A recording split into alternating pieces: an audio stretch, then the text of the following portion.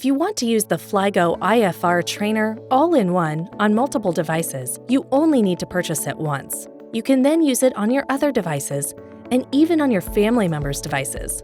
Let me show you how.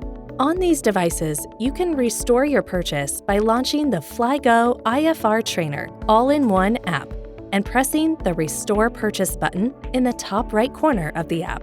You can restore your purchase by reinstalling the app on the device where the purchase was made. It's important to use the same Apple ID on every device. If you want to use the FlyGo IFR Trainer all-in-one app on your family members' devices, you need to make sure they are listed as your family members on your device. You can check or set this by selecting Family in the settings.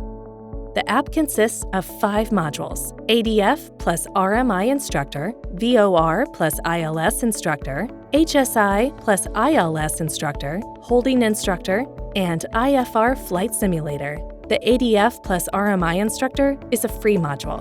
Paid modules can be purchased separately, but once you have purchased one module, you will no longer be able to take advantage of the discount on the purchase of all modules. A quick tip: if you reinstall the app, the limited offer starts over again.